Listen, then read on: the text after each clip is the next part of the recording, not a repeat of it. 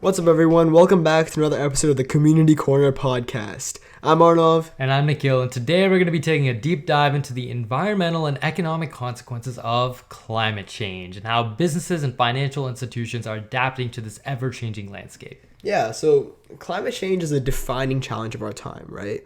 It wasn't really there in the past, it's in the present, it's going to be worse in the future. And it's definitely reshaping the way and how we think about business, finance, and sustainability overall.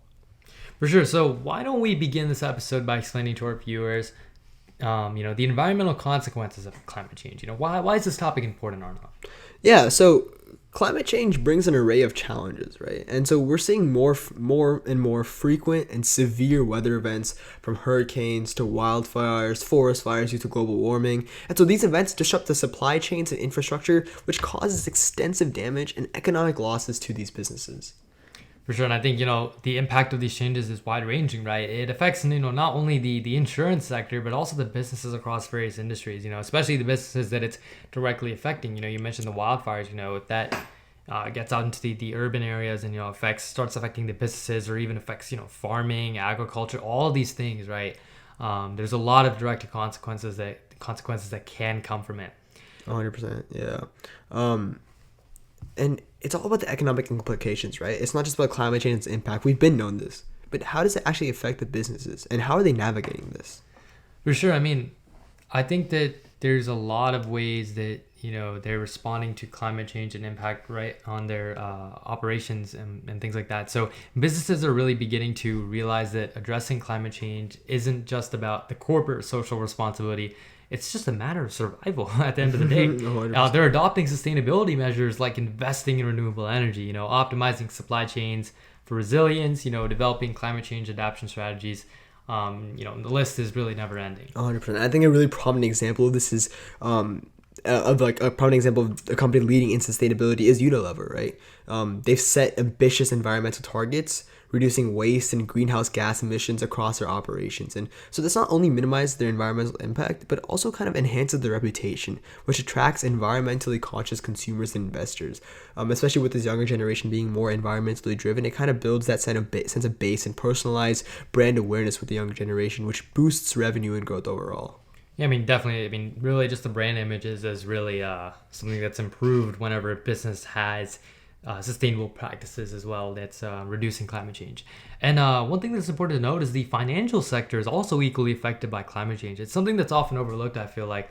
Financial institutions are actively integrating environmental, social, and governance, ESG, as kind of what it's known as, criteria in their investment decisions. They assess the environmental risks and opportunities associated with their portfolios, right? So anytime a financial institution is making a judgment call on investing in a certain company, investing in even a person or whatever it is, they have to take these things into account. 100%. And also, a company's brand awareness, for example, ESG, the higher a company's ESG is and their substantial commitment towards ESG, the higher reputation they have, which is better overall. And them engaging with companies to enhance their environmental practices just leads to a more sustainable future and kind of attacks that overall goal with the community. But that was kind of the present, right? And sort of looking ahead, what are the prospects for businesses and the financial sector in addressing the challenges of climate change?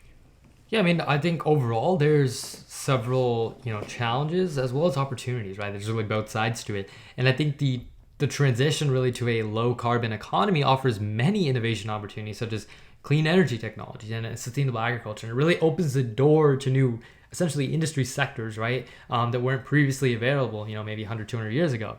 And, at the same time, it also possesses a lot of regulatory risks and market disruptions. We see governments worldwide setting ambitious climate targets, such as the Paris Agreement, right? I think from what I read, that was a agreement that basically is planning to limit global warming to well below 2 degrees Celsius, right? These policies impact businesses tremendously, and those prepared to embrace sustainability and adapt to changing market dynamics will thrive. 100%. But it's not just about the businesses. It's about global cooperation, and I think that's so crucial in today's world. So I guess the main challenge of climate change is the one that transcends the borders. And kind of discussing about the international dimension and how it affects business and finance. A lot of these international agreements and commitments are paramount, right? The Right. fact that these multiple countries have pledged to reduce their carbon emissions creates both opportunities and challenges overall for the entire global landscape, and like and the implications that comes with it. I think a very prominent example of that is how businesses are involved in the development of clean technologies and and how they can find new markets abroad. But of course, it comes with challenges. Um, For sure. I mean, I think a great, example of an international partnership is the Global Reporting Initiative, also known as the GRI. And it's basically this standard setting organization for sustainability reporting. They provide this excellent framework for businesses to disclose their environmental impact. And I think overall, it really just fosters transparency and accountability on a global scale, which is just super important because we don't want businesses lying about these kinds of things. We want them being upfront and very honest with everyone. 100%. That's kind of like a global scale. But what about like local initiatives and community engagement overall? Like how can they engage with their communities and contribute to climate action? I'm actually glad you brought that up. I think a lot of times we tend to get wrapped up with these big organizations, corporations, as well as these, international groups, right? As well as, United States government, all these big things, right? But local initiatives are still pivotal. They play a very vital role in this industry.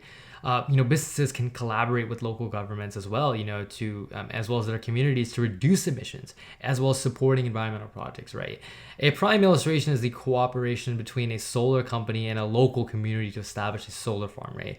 That's something we're seeing a lot, nowadays, and it really just provides that renewable energy framework and jobs opportunities as well, while reducing carbon emissions at the same time. So really, that kind of dual purpose. Exactly. It's like that win-win scenario for businesses and the areas they For operate sure. in. And I think on that note, we kind of bring a wrap to this episode. We've delved into the intricate relationships between climate change, business, finance, and global sustainability efforts. Climate change is a pressing issue that requires a multifaceted approach, and it's about adaptation, innovation, and international cooperation that kind of all ties it together in order for a comprehensive communal impact. On that though, thank you so much for joining us today. Remember, together we can work towards a more sustainable future where business, finance, and the environment coexist in harmony. Even a 1% increase or 1% contribution in this will help out in long term in the future. So thank you so much for that. Thank you for listening. We hope you enjoyed the podcast. We'll see you in the next one. Peace.